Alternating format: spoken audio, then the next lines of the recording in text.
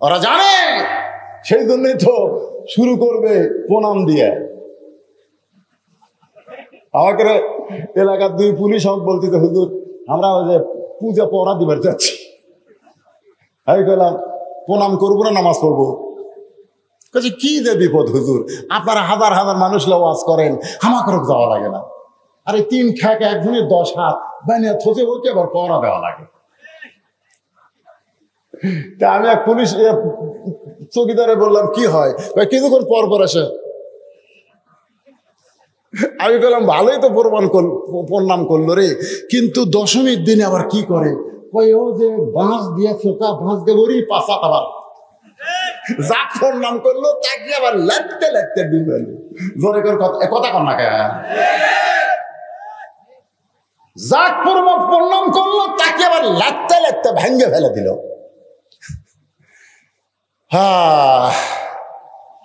ওরকে মাথা ঘরে কেন জানেন?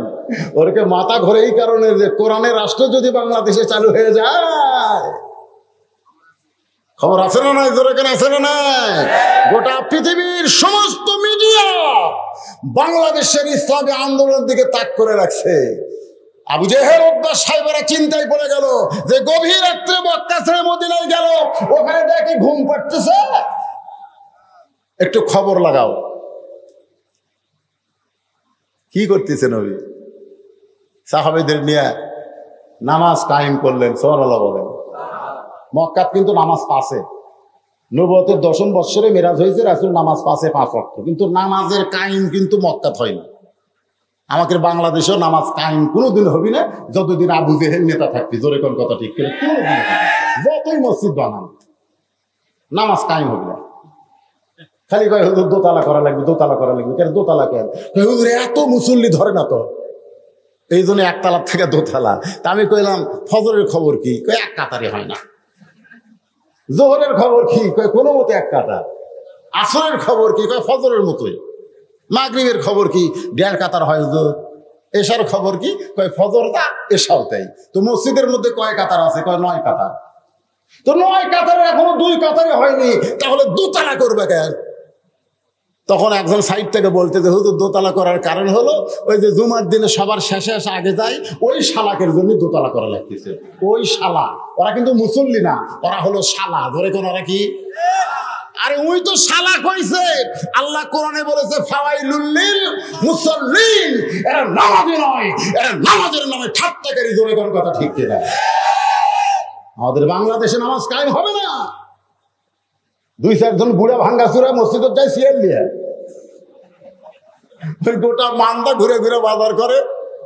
ওই মান্দা ব্রিজ থেকে হেঁটে হেঁটে রিক্সা ভাড়ার ভয়ে বাড়িতে আসে, আর মসজিদে ঢুকে করে আমার সিয়ার কুটি রে, ওর সিয়ার কুটি রে। যে মেশিন সবসময় চলে না, হঠাৎ 2 বছর পর যদি মেশিন চালাবার জানি চলবি, ওর বল বিয়ারিং সব জাম মারছে। ওই যে ওপরকারে নামাজ পড়েনি, ওর হাঁটুর বিয়ারিং টিয়ারিং সব জাম মারছে। ওই জাম মারার কারণে সিয়ার ধরছে। সিয়ার বার করতেন, সিয়ার একটাও থা চলবে না মসজিদে। কি মন খারাপ করতেছেন? আল্লাহ বললেন হে রাসূল আপনি বলেন, ইন কুনতুম তুহিব্বুনাল্লাহ ফাত্তাবিউনি ইউহিব্বুকুমুল্লাহ। কেউ যদি আমি আল্লাহকে পাবার চায় তাহলে আপনাকে ইত্তেবা করা ছাড়া, ইত্তেবা মানে কি? অনুসরণ। আবার এই আয়াতের কিন্তু অনেকে তাফসীর করে, কেউ যদি আল্লাহকে পাবার চাও রাসূলকে বেশি বেশি মহব্বত করো, রাসূলকে যত বেশি মহব্বত করবে আল্লাহ তোমাদের মহব্বত করবেন।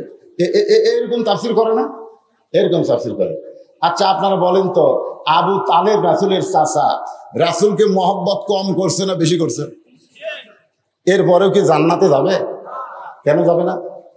কারণ রাসূলকে মহব্বত করেছে কিন্তু রাসূলকে ইত্তেবা করে নাই। আমাদের এই জিনিসটা বুঝতে হবে, রাসূলকে শুধু মহব্বত করলে হবে না। আমি নবীরে ভালোবাসি, আমি নবীরে ভালোবাসি, কেমনে যাব মদিনায়, তাকায় দেখে প্রত্যেক দিন সকাল বেলা দাড়ি কামাই। জোরে কথা ঠিক না? প্রত্যেক দিন সকালে গেলে তেল তেলা হয়, কেমনে যাবে মদিনায়? কে তুই মদিনায় যে কি করবি? রাসূল তো তাকে গ্রহণ করা লাগবে। এখানে ইত্তেবা মানে রাসূলকে অনুসরণ করতে হবে, শুধু চেহারায় সুরতে অনুসরণ নয়, আমল আখলাকে রাসূলকে অনুসরণ করা লাগবে। জোরে কোন কথা ঠিক? আল্লাহ রাসূলের 40 বছর পর্যন্ত একটা শত্রু গোটা মক্কায় অনুবীক্ষণ যন্ত্র দিয়ে খুঁজে পাওয়া যায়নি। 39 বছর পর্যন্ত একটা শত্রু রাসূলের মক্কাত নাই। কিন্তু যেই 40 বছরে আল্লাহ তাআলা এই কোরআন শরীফ নাজিল করছে, এই যুবকেরা মনোযোগ দিয়ে শোনেন। আজকে আমাদেরকে বলে হুজুর সব ওয়াজ করবেন না, সব ওয়াজ চলবে না। রাসূলের হওয়া থেকে 39 বছর পর্যন্ত ওয়াজ করেন, কোনো সমস্যা নাই। মানে আবু জেহেল মার্কা। জোরে কোন কথা ঠিক কিনা ভাই? কিন্তু যুবকেরা খালি ফেসবুক চালাও না। হ্যাঁ হাই রে, 4টা যুবক কোনো জায়গায় বসলে আগে গল্প করতো, তোর বাপ কেমন আছে, তোর মা কেমন আছে। এখন আর কোন গল্প নাই, খালি ঠেলা ঠেলি, খালি ঠেলা ঠেলি।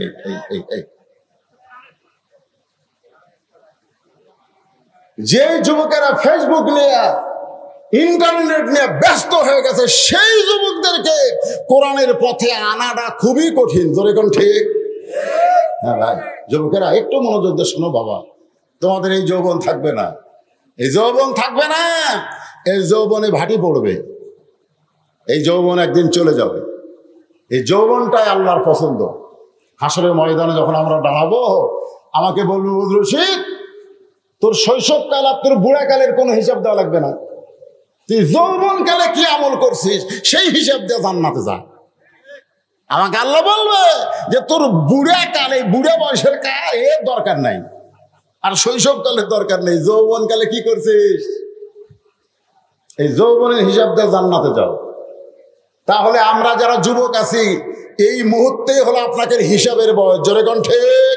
প্রত্যেকটা ধাপ, প্রত্যেকটা কথা হিসাব করে বলতে হবে।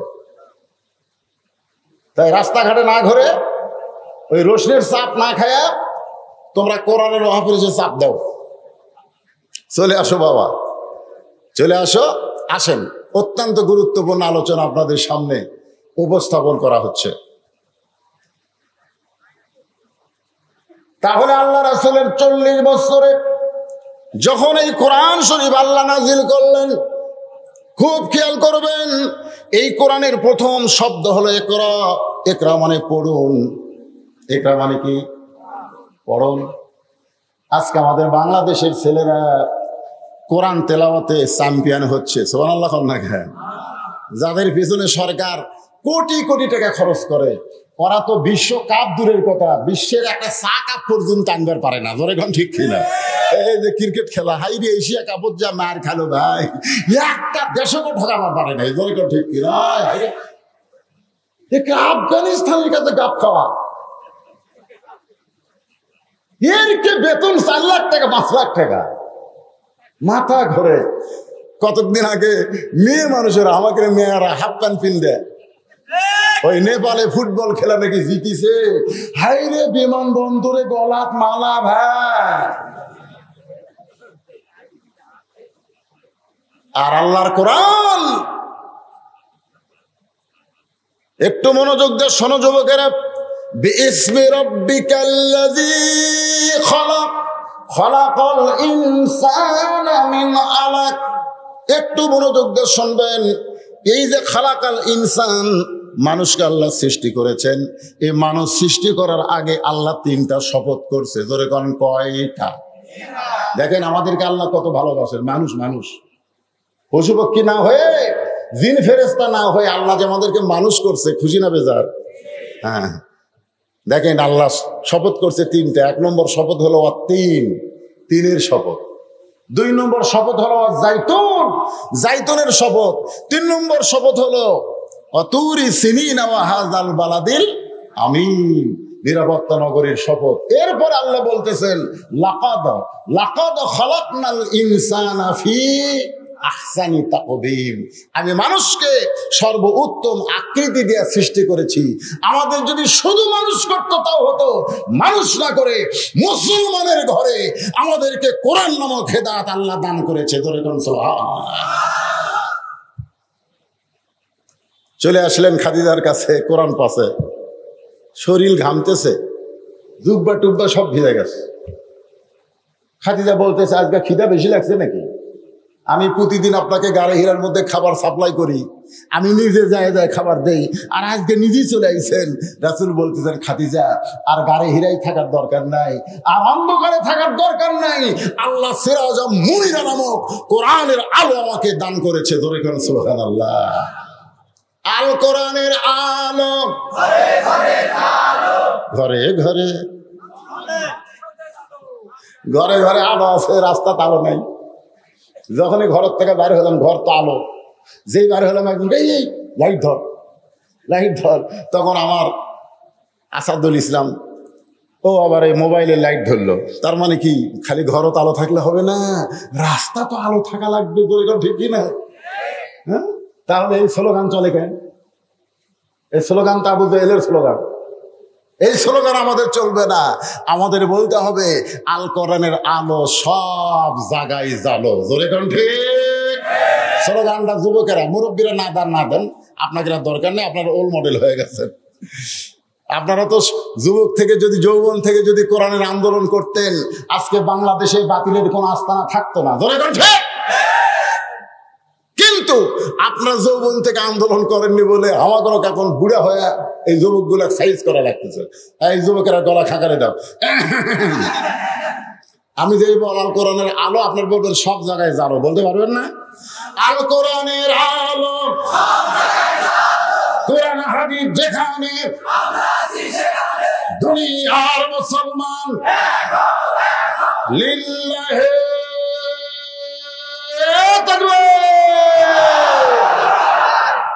ঘড়ির দিকে তাকে দেখেন, রাত বাজতেছে কত?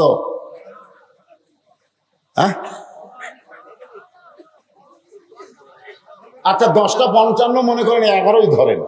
11টার সময় আপনাদের চেহারা মনে হচ্ছে কেবল রাত 8টা বাজলো। একটা স্লোগান দিলে যদি আমাদের রাতের ঘুম চলে যায়, সেই স্লোগান দিয়ে বাংলাদেশের বাতিল শক্তিকে ভারতে পাঠানো যাবে কি যাবে না? কিন্তু আমরা তো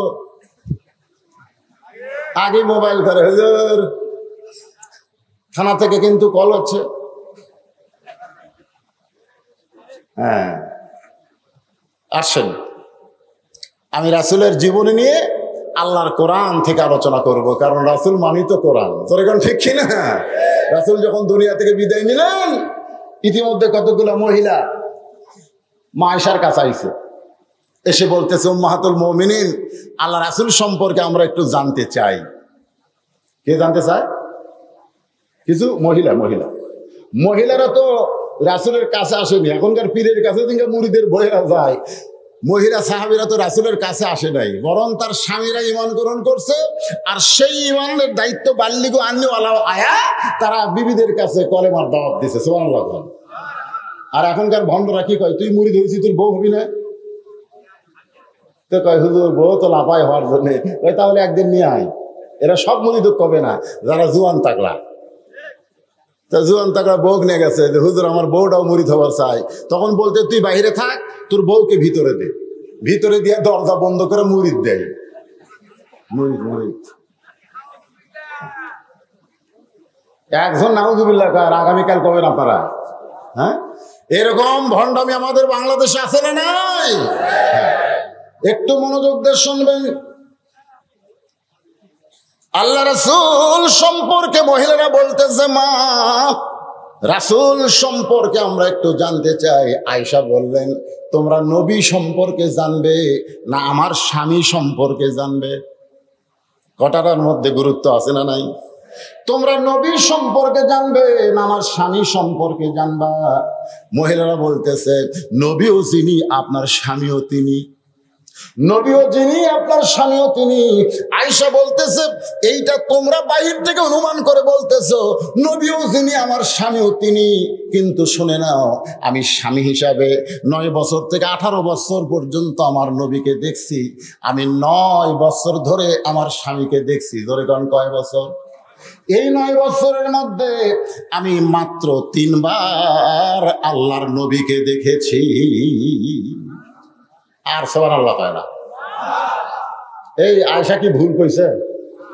যে 9 বছর মা আয়েশা যখন নবীর ঘরে আইছে তখন আয়েশার বয়স কত? 9 বছর। জোরে কোন কয় বছর? 6 বছরে বিয়ে হয়েছে, 9 বছরে ঘরে আইছে। আর যখন নবী দুনিয়া থেকে বিদায় নিছে তখন আয়েশার বয়স হলো 18 বছর। তাহলে সর্বসাকুল্যে কয় বছর? 9 বছর। এই 9 বছরে আমি আমার স্বামীকে দেখেছি। কাকে দেখেছি? আর নবী হিসাবে দেখছি মাত্র 3 বার। সমস্ত মহিলারা বলে তাহলে নবী আর স্বামীকে আলাদা নাকি? আয়েশা বলতেছে আমার নবী সবসময় নবীগিরি ফলাই নাই। নবী যখন বিবিদের কাছে আসতেন তখন পৃথিবীর শ্রেষ্ঠ স্বামী হয়ে যেতেন। জোরে কোন সুবহানাল্লাহ। আমার নবী যখন সন্তানের কাছে যাইতেন তখন পৃথিবীর শ্রেষ্ঠ বাবা হইতেন। আমার নবী যখন নাতিদের কাছে যাইতেন তখন পৃথিবীর শ্রেষ্ঠ নানা হইত। আমার নবী যখন দাওয়াতের কাজে যাইত পৃথিবীর শ্রেষ্ঠ দাঈ আল্লাহ হয়ে যেত। আমার নবী যখন জিহাদের ময়দানে যাইত বাতিলের বিরুদ্ধে শ্রেষ্ঠ সেনাপতি হয়ে যেত। আমার নবী নবী হিসাবেও যেমন 1 নম্বর, স্বামী হিসাবেও তেমন 1 নম্বর, নানা হিসাবে 1 নম্বর, বাবা হিসাবে 1 নম্বর, নেতা হিসাবে 1 নম্বর, সব দিক দিয়ে আমার নবী হলেন 1 নম্বরের 1 নম্বর। জোরে কোন সুবহানাল্লাহ। এই জন্য আল্লাহ বলেছে এই পানসা নেতার পিছনে ঘুরিস না। এই পানসা নেতা পেশাব করে ঠিক মতো পানি নেয় না, 5 ওয়াক্ত নামাজ পড়ে না, এরকে পিছনে ঘুরে ঘুরে কয় হামান নেতা হামান নেতা। এটা তো নেতা। আমরা এমন একজন মহামানবকে নেতা হিসাবে গ্রহণ করব যে নেতার চরিত্রের সার্টিফিকেট স্বয়ং আল্লাহ দিয়েছেন।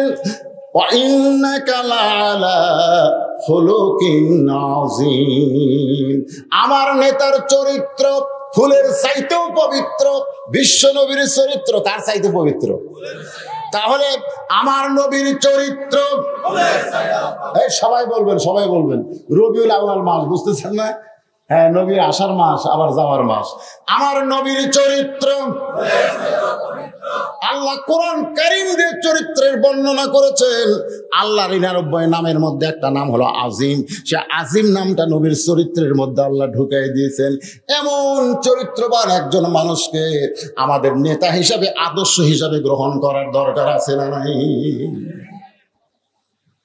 কম্বল দিয়ে ঢাকা দাও। আল্লাহ রাসূল বলতেছে খাদিজাকে কম্বল দিয়ে ঢাকা দাও। খাদিজা কয় গাও ঘামে জুব্বা ভিজে গেছে, আর এই সময় কম্বল দিয়ে ঢাকার কারণ কি? বলে ঢেকে দাও। মা খাদিজা রাসূলকে ঢেকে দিয়ে বললেন আপনি নিরাশ হবেন না, আপনি অস্থির হবেন না, কারণ আল্লাহ আপনাকে যেটা দিয়েছে স্বয়ং কোরআন দেয় নাই, আল্লাহ তাআলাও আপনার সঙ্গে রয়েছে। অহুয়া মাকুম আইনা মা কুনতুম, আপনি থাকবেন যেখানে আল্লাহর সাহায্য আল্লাহর মদদ থাকবে সেখানে। জোরে কোন সুবহানাল্লাহ। এখন কি করব? ঘরে ঘরে কোরআন শরীফ পড়বো? নবী ঘরে ঘরে কোরআন শরীফ পড়লেন। এই কোরআন শরীফ নিয়ে চিন্তা করলেন যে কোরআন তো একটা দাওয়াত। ওমান আহসানু কাওলাম মিম্মান দাআ ইলাল্লাহ। এই কোরআনের দাওয়াত নিয়ে আমি বাইরে যাব। খাদিজাতুল কুবরা বললেন এখন বাইরে যাওয়ার পরিবেশ নেই, আপনি ঘরের মধ্যেই কোরআন চুপি চুপি পড়েন। কোরআন এমন একটা পড়া যে এটা চুপি চুপি পড়লে হয় না, এটার আলাদা একটা মুজেজা রয়েছে। জোরে কোন কথা ঠিক কি না? নবী কোরআন পড়েন, আশেপাশে খবর হয়ে গেল কানে কানে, কি যেন আব্দুল্লাহর পোলা ঘরের মধ্যে পড়তেছে। এটা কি পড়ে? চুপি চুপি শোনার জন্য মক্কার নেতারা দিনের বেলা আসে নাই, রাতের বেলা আইছে।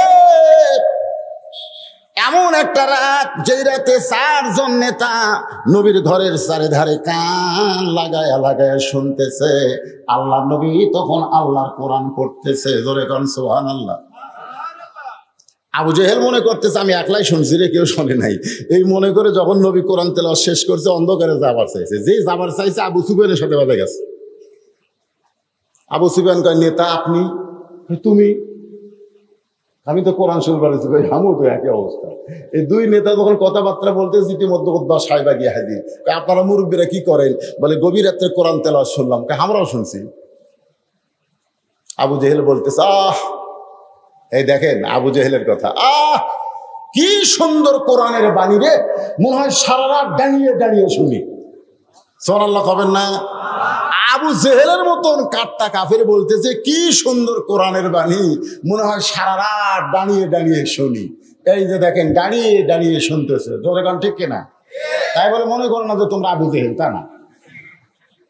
মানে কোরআনের এমন একটা আকর্ষণ যে রাত পড়ে যাচ্ছে, ওরা জানলার কাছে দাঁড়িয়ে দাঁড়িয়ে শুনতেছে। আবু সুফিয়ান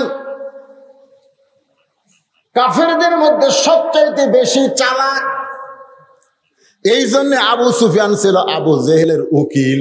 উকিল বোঝেন? উকিল। আবু সুফিয়ান বলতেছে যে ঘরের মধ্যে তো পড়তেছে, আমরা চোরের মতন শুনতেছি, এ কোরআন নিয়ে যদি বাইরে আসে, মানে পড়তে পড়তে কোরআন নিয়ে যদি বাহিরে আসে তাহলে খবর কি? আবু জেহেল বলতেছে আবু সুফিয়ান, খবরদার এই কথা বলিস না, কোরআন বাহিরে আসলে আমাদের মতন ভুয়া নেতাদের নেতৃত্ব আর সমাজে চলবে না। মারাত্মক কথা। কোরআন যদি বাহিরে আসে, বাংলাদেশে যারা আবু জেহেলের দোসর, ওই ভুয়া নেতাদের নেতৃত্ব 90% মুসলমানের দেশে চলবে না। ধরে কোন কথা ঠিক? আল্লাহ রাসূল 13 বছর এই কোরআনের দাওয়াত দিলেন। 13 বছরে মুসলমানের সংখ্যা হলো 319 জন। কোন কিতাবে লিখছে মাত্র 320 জন। 13 বছর মুসলমানের সংখ্যা কত? আপনারা একটু হোহা করেন না কেন বাবা? 320 জন 13 বছরে। মক্কার ইসলামের সাইজটা দেখেন, মক্কার ইসলামটা কত দুর্বল ইসলাম যে 13 বছরে 320 জন মুসলমান হয়েছে। তার মধ্যে 18 জনকে ওরা পিটাই মারিছে। তার মধ্যে 18 জনকে কি করে মারছে? পিটা মারছে। একজনকে সুমাইয়াক মারছে, ইয়াসারক মারছে। এইরকম 18 জন সাহাবীকে তারা পিটা মারিছে, মানুষের সামনে পিটা মারিছে। এখন যেরকম বাংলাদেশে পিটাই মারতেছে লগি বইটা দিয়ে। ধরে কোন কথা ঠিক কিনা বোঝেন না?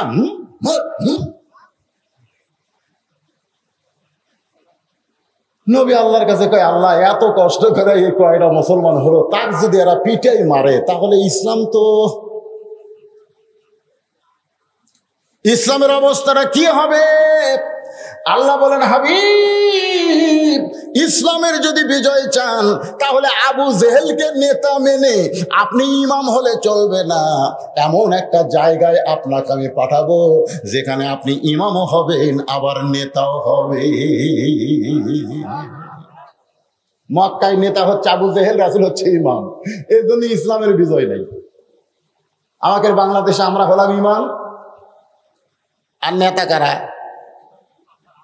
কথা কয় না, কথা কয় না। সব কিছুর বেতন বাড়ে, কিন্তু আমাদের ইমামের বেতন বাড়ে না।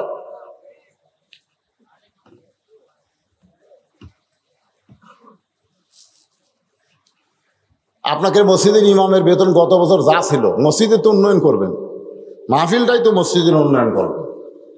তো ইমামের বেতন, ইমাম সাহেব কি এখানে আছে? না, ইমামক দাওয়াত দেননি আপনারা? কুটি ইমাম বারে ঘুম পাড়তে চলে গেছে। কোনটা ইমাম? হাত তোলো তো বাবা।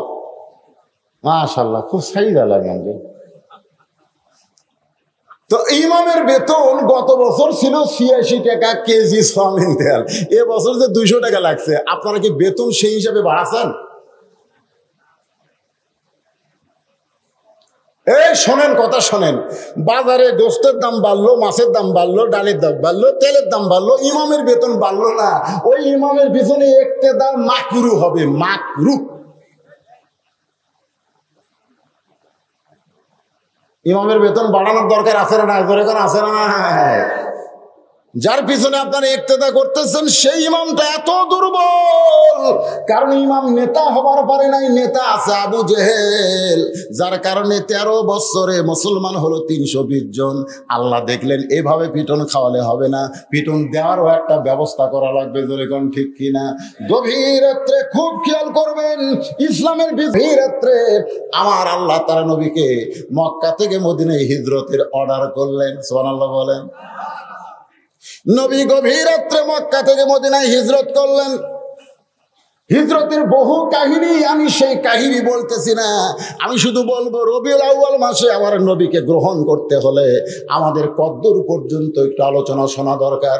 আপনারা কি বিরক্ত হচ্ছেন? বাতাস দেওয়াতে সিটাগুলো সব উঠে গেছে, এখন ধানগুলো সব আছে, তো এই ধানগুলো একটু জমে জমে বসেন, যদি যেখানে কাদা আছে কাদা বাদ দিয়ে একটু জমে জমে বসেন, মাঝখানে যেন শয়তান বসার চান্স না পায়।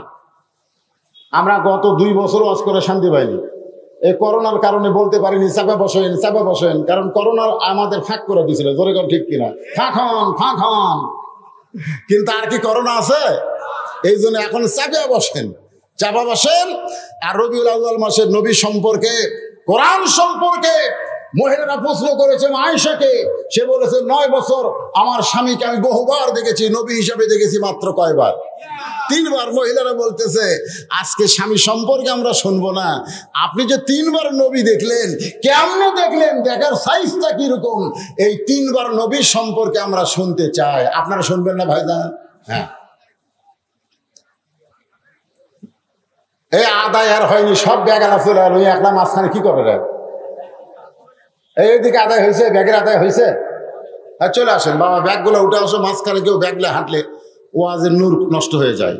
একটু মহব্বত না জিকির করেন, লা ইলাহা ইল্লাল্লাহ, লা ইলাহা ইল্লাল্লাহ, লা ইলাহা ইল্লাল্লাহ, লা ইলাহা ইল্লাল্লাহ, লা ইলাহা ইল্লাল্লাহ, লা ইলাহা ইল্লাল্লাহ, লা ইলাহা ইল্লাল্লাহ মুহাম্মাদুর রাসূলুল্লাহ সাল্লাল্লাহু আলাইহি সাল্লাম। আয়েশা বলতেছে আমি জীবনে প্রথম নবীকে দেখলাম, নবীর গায়ের জুব্বা ছিঁড়ে গেছে, নবী যে পোশাক পরেন সেই পোশাকটা ছিঁড়ে গেছে। ওই একটা মাত্র জুব্বা ছাড়া নবীর তখন দ্বিতীয় কোনো জুব্বা ছিল না। আমি একজন বিবি হয়ে আমার স্বামীর গায়ে ছেঁড়া কাপড় এটা আমি সহ্য করতে পারি না, কিন্তু সবসময় গায়ে রাখার কারণে আমি একজন গায়ে দেওয়া পাঞ্জাবি মানুষকে কেমনি সেলাই করে দিব। আয়েশা বলতেছে রে মেয়েরা, জীবনে প্রথমে নবীকে দেখলাম কেমনে, শোনো। নবী যখন ঘুমায় গেছে আমার কাছে, ঘুমায় গেছে, আমি তাকায় দেখি ওই ছেঁড়া পাঞ্জাবি জুব্বাটা নবী আল্লাহর উপরে রাইখা দিছে। আমি এখন ওই জুব্বাটা সেলাই করব, কিন্তু তাকায় দেখি আমার ঘরে আলো জ্বালানোর মতন কোনো তেল ছিল না। আলো যদি জ্বালাবার না পারি তাহলে সুয়ের মধ্যে সুতা কেমনে ঢুকাই দিব, নবীর ছেঁড়া পাঞ্জাবি সেলাই করব কেমনে।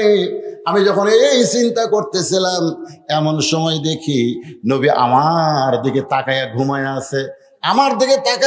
আছে। নবী এইভাবে হাত বাড়ায় বলতেছে, কে গো আয়েশা, তুমি কি আমার পাশে নাই, তুমি কোথায় গেলে?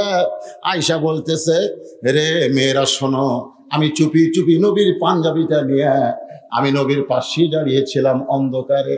রাসূল মুস্কে হাসিতে বলে, আয়েশা তুমি আমার গায়ের পাঞ্জাবি সেলাই করবা, কিন্তু ঘরে আলো নাই। ঘরে আলো না থাকলে কি হবে, আমি আলো তোমার কাছে রয়েছি। আয়েশা বলে এই বলে নবী কপালে একটা হাত দিলেন, হাত দেওয়ার পরে হাতটা টান দিয়েছে, গোটা ঘর এত আলো যে একটা সুচ ঘরের মধ্যে পড়ে থাকলেও দেখা যাবে। আমি সুয়ের মধ্যে সুতা ঢোকায় যখন নবীর পাঞ্জাবিটা সেলাই করে দিলাম, এমন সময় আবার আলোটা কোথায় যেন চলে গেল। আমি নবীর কাছে গিয়ে বললাম, কি দেখলাম? ওগো আমি কি দেখলাম? আল্লাহ রাসূল বলেন, আয়েশা স্বামীর বুকের কাছে শুয়েছিলে, স্বামীর পাঞ্জাবিটা সেলাই করবা, কিন্তু আলো ছিল না। কিছুক্ষণ আগে যে আলো দেখলে, আমি তখন নবী হয়ে তোমার সঙ্গে দেখা দিয়েছি।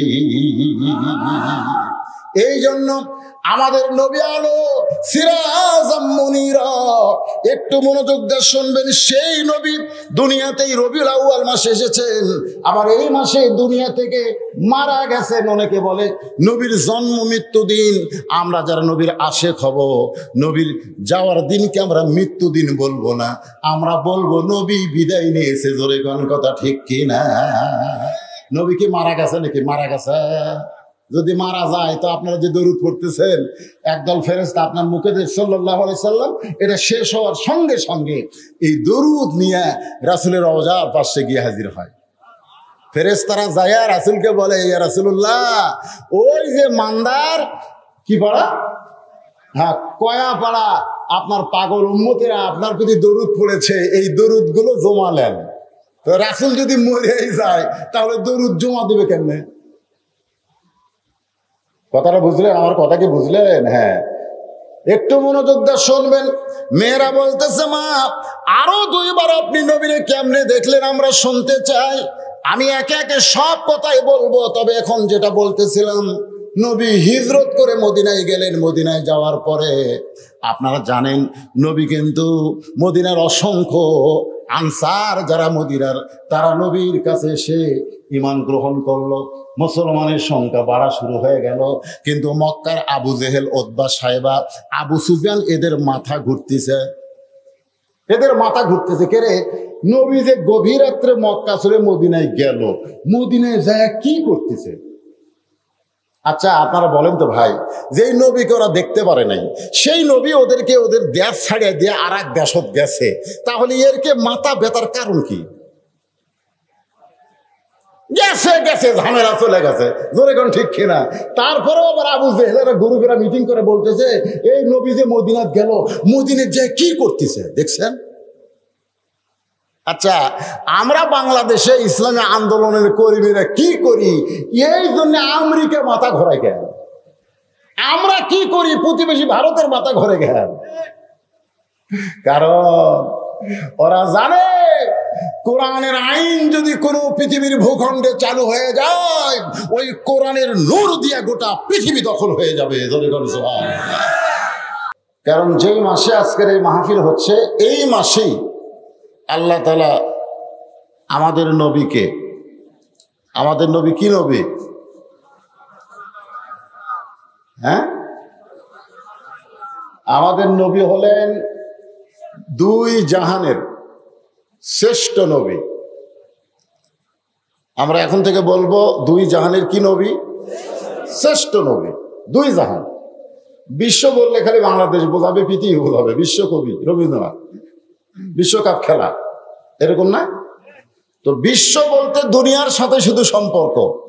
আমাদের নবী শুধু দুনিয়ার সাথে সম্পর্ক নয়, উভয় জগতের সাথে আমাদের নবীর সম্পর্ক। জোরে কোন ঠিক? এই জন্য আয়াতুল কুরসিতে আল্লাহ বলেছেন, মানজাল্লাযী ইয়াশফা ইনদাহু ইল্লা বিইজনিহি। মানে ওই জগতে আল্লাহ তাআলা আমাদের নবীকে, কেবলমাত্র আমাদের নবীকে আমাদেরকে সুপারিশ করে জান্নাতে নিয়ে যাওয়ার অধিকার দিয়ে দিবেন। সুবহানাল্লাহ কইলেন না? আল্লাহ রাসূল কি বলেছেন জানেন? যে আমার সমস্ত উম্মতেরা যতক্ষণ জান্নাতে না যাবে, আমি রাসূল ততক্ষণ জান্নাতে প্রবেশ করব না। সেই রবিউল আউয়াল মাসে আল্লাহ তাআলা আমাদের নবীকে প্রেরণ করেছেন। কোন তারিখে নবী এসেছেন সে তারিখ সম্পর্কে মতভেদ আছে, মতভেদ আছে। অনেকে বলেছে রবিউল আউয়াল মাসের 1ম তারিখে আল্লাহ নবীকে দুনিয়াতে প্রেরণ করছে। অনেকে বলছে 9 তারিখে, কেউ কেউ বলছে 12 তারিখে হতে পারে। নবী আসার তারিখ নিয়ে কিন্তু মতভেদ আছে। যেরকম কি আছে, এই খেয়াল করে শোনেন, মতভেদ আছে। কিন্তু নবী বিদায় নেওয়ার তারিখ নিয়ে কোনো মতভেদ নাই। নবী 12 তারিখে দুনিয়া থেকে বিদায় নিয়েছে, এই ব্যাপারে কোনো মতভেদ নাই। কিন্তু আসার ব্যাপারে আছে কেন?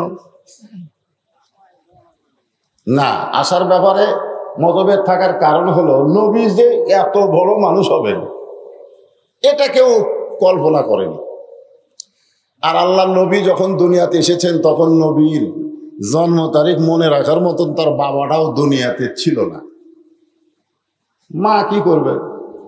সন্তান যখন হয়, মার কি অত খেয়াল করে? খেয়াল তো করে বাবা। কিন্তু আমাদের নবী দুনিয়াতে এসেছেন কি হয়ে? শিশুকালে মইরা গেছে মা, গর্ভে থাকতে মরছে পিতা, নবী চোখে দেখলেন না। গান গাইলে কি গুনাহ হবে? এটা কি সাদা কালা গান? সাদা কালা। আমাদের বাংলাদেশে আমরা যে কি রে ভাই, হ্যাঁ, কোরআনের মাহফিল হয় আর যুবকগুলো রাস্তায় ঘরে। এই যুবকগুলো কি হয়ে গেল? কিছুদিন আগে একটা গান বাড়ছিল, সাদা সাদা কালা কালা, সেই গান নিয়ে হাইরে জ্বালা। যে গান সারা জীবন কেউ কইলে পাপ ছাড়া কোনো সওয়াব হবে না, আর যেইটা আমি বলতেছি এটা বললে আল্লাহ খুশি হবে, রাসূল খুশি হবে, কোরআনের সাথে গানটা মিলে যাবে। আলাম ইয়াজিদিকা ইয়াতীমান ফাআওয়া। তাহলে বলেন, শিশুকালে মইরা গেছে মা, গর্ভে থাকতে মরছে পিতা, নবী চোখে দেখিলেন না, কে করিবে লালন পালন, কে দিও না এই দুনিয়ার বড় এতিম, নবী ছিলেন একজনা। আমরা সেই নবীর উম্মত, খুশি না বেজার? আল্লাহ কোরআন কারীম ইরশাদ করেছেন, কুল, খুব খেয়াল করে শুনবেন, কুল, হে রাসূল আপনি বলেন, ইন কুনতুম তুহিব্বুনাল্লাহা ফাত্তাবিউনি ইউহিব্বুকুমুল্লাহ। এর বাংলা অর্থ হলো, যদি কেউ আল্লাহকে পাওয়ার চায়, কাকে পাওয়ার চায়? তাহলে আপনি ছাড়া, নবী ছাড়া আল্লাহ পাওয়ার কোনো, এই জন্য আমার সঙ্গে একটু বলা লাগবে, কারণ ওয়াজ সাইজ করতে গেলে একটু আপনাদেরও কিছু কিছু বলা দরকার। আমার সঙ্গে একটু বলবেন, উপায় নাই রে, উপায় নাই রে, উপায় নাই, নবী বিনে আল্লাহ পাওয়ার উপায় নাই। সবাই বলে নাই, যুবকেরা গলা ছাড়া বলো, গুনাহ হবে না, সওয়াব হবে। উপায় নাই রে, উপায় নাই রে, উপায় নাই, নবী বিনে আল্লাহ পাওয়ার উপায় নাই। আমরা এই রবিউল আউয়াল মাসে নবী নিয়ে যে ফিতনা ফাসাদ আমাদের দেশে চলতেছে, এ ব্যাপারে কিছু আলোচনা করার পরেই আমি আপনাদের সামনে আল্লাহর কোরআন থেকে বিষয়ভিত্তিক আলোচনায় চলে আসবো ইনশাআল্লাহ। কারণ প্রথম মাহফিল, ঠিক কিনা বলেন? হ্যাঁ, একটু মনোযোগ দিবেন। তাও মাহফিলটা পাইছেন আপনারা নবী আসার মাসে, খুশি না বেজার? এই নবী দুনিয়াতে আসা যখন এসেছিলেন তখন অবস্থাটা কি ছিল? 2012 সালে আমি তায়েফে গেছিলাম। তায়েফে, ওই তায়েফে আল্লাহ রাসূলের দুধ মা হালিমার বাড়ি, যিনি আল্লাহ রাসূলকে দুধ পান করে লালন পালন করছে, সেই হালিমার বাড়ি কোথায়? তায়েফে।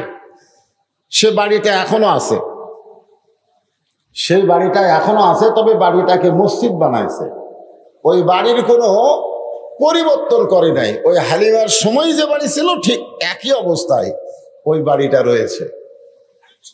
ওই বাড়িটার দরজায় আরবিতে কিছু কথা লেখা আছে, আরবি দিয়ে কিছু কথা লেখা আছে। সেই কথার মধ্যে একটা কথা হলো, আমি হালিমাতুস সাদিয়া একজন হতভাগ্য দরিদ্র মেয়ে ছিলাম, কিন্তু রাসূলের ওসিলায়, ওই ছোট্ট নবীর ওসিলায় আল্লাহ পাক আমাকে সব কিছু দিয়েছে। জোরে কোন সুবহানাল্লাহ।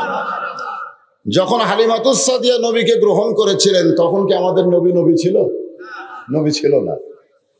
যে নবীকে পাথর মারছে আবুল আহাব, দাসী যখন গিয়ে বলল আবুল আহাবকে যে আপনার একটা সুন্দর ভাতিজা হয়েছে, বলার সাথে সাথে আবুল আহাব বলল আমি তোকে আজাদ করে দিলাম।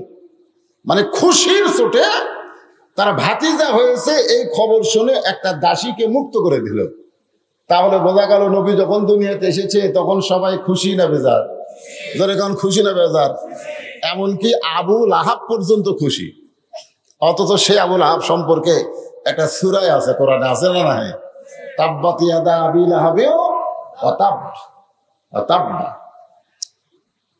তো আমরা বাংলাদেশে এই যে 12ই রবিউল আউয়ালকে কেন্দ্র করে আমাদের বর্তমান সরকার যিনি ক্ষমতায় আছে তিনি একটা দিবস ঘোষণা করেছে ঈদে মিলাদুন নবী।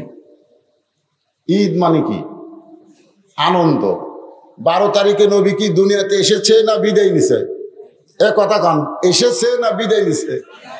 কারণ আসার ব্যাপারে তারিখের সন্দেহ আছে, কিন্তু বিদায়ের ব্যাপারে কোনো তারিখের সন্দেহ নাই। কারণ যখন নবী বিদায় নিয়েছে তখন নবীর 1.5 লক্ষ সাহাবী ছিল। জোরে বলেন কত লক্ষ?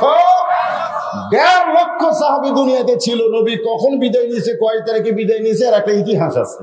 কিন্তু নবী যখন দুনিয়াতে এসেছে তখন তার বাপই নাই, এই জন্য আসার তারিখ নির্ধারণ হয়নি, যাওয়ার তারিখ ঠিক আছে। তো বিদায় নেওয়ার দিনে মুসলমানেরা কোনোদিন ঈদে মিলাদুন নবী পালন করতে পারে না, আনন্দের দিন ঘোষণা করতে পারে না। জোরে কোন কথা ঠিক কিনা? কিন্তু আমাদের বাংলাদেশে সিধা হয় না উল্টা হয়? উল্টা হয়। তো হালিমাতুস সাদিয়া, ওই যে আরবিতে কিছু কথা লেখা আছে তার বাংলা হলো, আমি একটা দুর্বল গাধা নিয়ে মক্কার দিকে যাচ্ছিলাম। জোরে কোন দিকে? মক্কার দিকে যাচ্ছিলাম। কারণ সেই সময় কুরাইশ বংশের নিয়ম ছিল তাদের সন্তানদেরকে তাদের মায়েরা দুধ পান করাতো না। তাদের সন্তানদেরকে তাদের মায়েরা কি করাতো না? সেই সময় কুরাইশ বংশ ছিল সবচাইতে উচ্চ বংশ। সেই জন্য আমি ধনী ঘরের একটা সন্তানকে নেওয়ার জন্যে আমি দরিদ্র হালিমাতুস সাদিয়া যখন মক্কার দিকে রওনা দিলাম, রাস্তার মাঝখানেই মেয়েরা বলতেছে আর মক্কায় গিয়ে লাভ নাই, কারণ ধনী ঘরের সব সন্তান আমরা নিয়েছি, একটা ইয়েতিম সন্তান পড়ে পড়ে কাঁদতেছে যে জন্মের আগে বাপ হারাইছে। হালিমাতুস সাদিয়া বলেন, রাস্তার মধ্যেই খবর শোনার সঙ্গে সঙ্গে আমার মনে বড় কষ্ট হলো। অভাব নিয়ে মক্কার দিকে রওনা দিলাম, আর রাস্তার মধ্যে জানতে পারলাম ধনী ঘরের সব সন্তান শেষ, যেটা আছে সেটা হলো এতিম, জন্মের আগে বাবা মারা গেছে। তাহলে সেই সন্তানকে নিয়ে তো আমার কোনো লাভ হবে না। কোনো লাভ হবে? হালিমাতুস সাদিয়া গাদাকে বলতেছে, গাদা রে চল ফিরে যাই বনি সাদ গোত্রে, আবার তাইফে ফিরে যাব, আর মক্কায় যাব না। হালিমাতুস সাদিয়া বলে, আমি তাকায় দেখি গাধার 2টা কান খরগোশের মতন খাড়া করেছে। আমি গাধাকে ফিরে যেতে পারি তাইফের দিকে, আর গাধা পাগলের মতন দৌড়াই মক্কার দিকে। বর্তমানে যেখানে কাবা ঘর, যারা হজ করেছেন তারা রাসূলের বাড়ি দেখছেন, যে ঘরে রাসূল জন্ম নিয়েছে সেই ঘর হলো কাবা থেকে, আল্লাহর কাবা ঘর থেকে মাত্র 300 মিটার, 300 মিটার পূর্ব দিকে। জোরে কোন কত মিটার? 300 মিটার পূর্ব দিকে হলো আল্লাহ রাসূল যে ঘরে জন্ম নিয়েছে সেই ঘর। এখনো সৌদি সরকার রাইখা দিয়েছে, তবে ঘরকে বানাইছে লাইব্রেরি। জোরে কোন কি বানাইছে? লাইব্রেরি। তো এই যে কাবার কাছে এসে হালিমাতুস সাদিয়া বলে, আমার গাধা ঘুরমি খেয়ে পড়ে গেল, কাবা ঘরের কাছে গাধা পড়ে গেল। মানে এই যে দৌড়াইছে, দৌড়ানোর কারণে দুর্বল পড়ে গেছে। ইতিমধ্যে এক মুরব্বী আমাকে লক্ষ্য করে বলতেছে, মা অনেক মেয়েরা এসেছিল কিন্তু আমার এতিম নাতিরে কেউ দেখলো না। আমার এতিম নাতিকে নেওয়া তো দূরের কথা, এক নজর তারা দেখলো না। তুমি যখন সবার পরে আইছো, তুমি কি একটাবার আমার এতিম নাতিরে দেখতে চাও? হালিমাতুস সাদিয়া বলে, মুরব্বী কারো সন্তানকে দেখার জন্য আমি আসি নাই, আমি এসেছি ধনী ঘরের সন্তান নেব, বিনিময়ে অনেক হাদিয়া পাবো। আমি কি সেই তায়েফ থেকে, মক্কা থেকে 70 কিলো দূরে তায়েফ, সেই তায়েফ থেকে কি আমি কারো সন্তান দেখার জন্য আইছি? আপনারা কোন দেখার জন্য না নেওয়ার জন্য? ধনী ঘরের সন্তান নেওয়ার জন্য আইছি, আর আপনি মুরব্বী কোন একটা বার দেখে যান। হালিমাতুস সাদিয়া বলে, এই মুরব্বীর কথা আমি রাখতে গিয়া ঘরের মধ্যে ঢুকে কেবলমাত্র সন্তানের দিকে তাকাইছি। যেই মাত্র তাকাইছি, সন্তানের চেহারা দেখার সঙ্গে সঙ্গে আমার গোটা কলিজা ভরা সন্তানের মহব্বত। 400 গ্রহ তারা, তারি নূরের ইশারা, নইলে যে অন্ধকারে ডুবিত এই ধরনী। সবাই বলেন নবী মোর পরশমণি, নবী মোর সোনার খনি, নবী নাম ভাবে যেজন সেই তো দোজা হানের ধ্বনি। হালিমাতুস সাদিয়া বলে, এত সুন্দর সন্তানকে দেখার পরে আমি আর চুপ থাকতে পারলাম না। আমি দৌড়ে গিয়া তার মায়ের কোল থেকে সন্তানকে আমার বুকের মধ্যে নিলাম। ওই আল্লাহর শপথ করে বলতেছি, ওই ছোট্ট নবীকে বুকে নেওয়ার সঙ্গে সঙ্গে আল্লাহ আমার দেহের সমস্ত ক্লান্তি দূর করে দিয়েছে।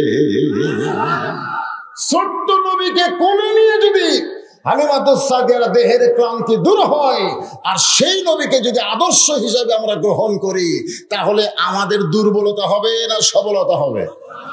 আল্লাহ কোরআনে বলেছেন, লাকাদ কানা লাকুম ফি রাসূলিল্লাহি উসওয়াতুন হাসানাহ। যদি সফলতা অর্জন করতে চাও তাহলে রাসূলের আদর্শকে গ্রহণ করে নাও। আজকে বাংলার মুসলমান রাসূলের আদর্শ গ্রহণ করেনি বলে তারা অন্য কিছু ভয়ে আছে। জোরে কোন কথা ঠিক কিনা? রাসূলের সৈনিক হন, দুনিয়ার কোনো কিছুর ভয় আপনার কলিজার মধ্যে আল্লাহ দেবে না। এমন ভাবে চাপা ধরছে, এটা দেখে আমিনা বলতেছে, তুমি কে গো? অনেক মেয়েরাই ছিল আমার সন্তান ইতিম বলে ঘরের দিকে আসে নাই, আর তুমি ঘরের মধ্যে ঢুকে আমার সন্তানকে দেখে বুকে ধারণ করলা, তুমি কি আমার সন্তানকে নিবার চাও? হালিমাতুস সাদিয়া বলে, যেই সন্তানকে বুকের মধ্যে ধারণ করেছি এই সন্তানকে আর মাটিতে নামাতে চাই না। হালিমাতুস সাদিয়া ওই কথাগুলো আরবিতে লিখে রেখেছেন। আমি মক্কা থেকে নবীকে আমার ঘরে নিয়ে আসলাম। আসার পরে আমার যত অসহায়ত্ব ছিল, আমার যত কষ্ট ছিল, আল্লাহ সব কিছু দূর করে দিয়েছে। তখন কি নবী হয়েছে? না, নবী হয় নাই। তারপরেও ছোট্ট মানুষটাকে নেওয়ার কারণে হালিমাতুস সাদিয়া এত দয়া করেছে। আল্লাহ তাআলা হালিমাতুস সাদিয়ার কবর জিয়ারত করার তৌফিক আমাকে দিয়েছে। জান্নাতুল বাকির মধ্যে মা হালিমার কবর রয়েছে, বলেন সুবহানাল্লাহ। তা হালিমার কবরের পাশে দাঁড়িয়ে আমি বলেছিলাম, আল্লাহ, এ কত বড় সৌভাগ্যবান নারী যে আমার রাসূলকে স্তনের দুগ্ধ পান করাইছে। জোরে কোন সুবহানাল্লাহ। নবীজির পিতা আব্দুল্লাহ, নবীজির মাতা আমেনা, নবীজির দুদুমা। আপনার সবাই খালি নামটা মুখস্থ করার জন্য আমি এই গজলটা শুরু করলাম। আমি যেই বলবো নবীজির দুধমা, জবান খুলে বলবেন হালিমা, বলতে পারবেন না? নবীজির দুদুমা, নবীজির রওজা। মাশাআল্লাহ। এখন আসেন, রবিউল আউয়াল চাঁদে আমরা নবীকে কিভাবে গ্রহণ করব, কিভাবে গ্রহণ করা দরকার। আল্লাহ তাআলা পবিত্র কালামুল্লাহ শরীফে বহু জায়গায় এই ঘোষণাগুলো করেছেন। সব জায়গা থেকে আলোচনা করা যাবে না। এই ফাঁকে আমাকে এক ভাই বলেছে, হুজুর, খুব কষ্ট করে অনেক মেয়েরা এসেছে, আপনি যে ওয়াজি করেন মেয়েদেরকে মাইনাস করে ওয়াজ করা যাবে না। আমার আগে আমার বাপজান মা বোনদের কিছু ওয়াজ করছেন, কিছুই করে নাই। ওরা যে বসে আছে ওদের জন্য তো কিছু ওয়াজ করা দরকার, ঠিক কিনা? কারণ বর্তমানে আমাদের বাংলাদেশে অনেক নারীরা মরিয়মের মতন হয়ে গেছে। মরিয়ম বোঝেন? ঈসা আলাইহিস সালাম জন্ম নিছে। আপনারা বলেন তো ঈসা আলাইহিস সালামের বাপকে? কথা কয় না। বাপ আছে? আজকে আমাদের বাংলাদেশে অনেক মেয়েরা বাপ ছাড়াই সন্তান জন্ম দিচ্ছে। কথা ঠিক কিনা? আসলে ওদের বাপকে খোঁজা বার করা দরকার। গত কয়েকদিন আগে একটা জন্ম হয়েছে, সিনেমার নায়িকা বুবলি, ও সন্তান জন্ম দিছে। এখন সবাই চিন্তা করতেছে আর বাপ কে রে। দিন দিন আমাদের মায়েরা স্বাধীনতা চাচ্ছে, পোশাকের স্বাধীনতা, ইচ্ছা মতো তারা পোশাক পরবে। আমার মা বোনদের কথা কোরআনে আছে না নাই? জোরে কোন আছে না নাই? আল্লাহ তাআলা পবিত্র কালামুল্লাহ শরীফ ইরশাদ করেন, অকরনা ফি বুয়ুতিকুন্না ওয়ালা তাবাররাজনা তাবাররুজাল জাহিলিয়াতিল উলা। আমি আজকে নবীর জীবন থেকে আপনাদেরকে আলোচনা শোনাবো, নবীর আদর্শ থেকে। শুনতে রাজি আছেন? কিন্তু সামান্য কিছু সময় আমি মা বোনদের জন্য একটু ওয়াজ করি, সামান্য। ওরা আবার ধৈর্য কম, ও সন্ধ্যার থেকে বসে আছে, একটা বক্তা মা বোনদের ওয়াজ করেনি। আমিও যদি আবার না করি, ওরা হয়তো এই সজাই। আমাদের পক্ষে এক বক্তাও নাই রে।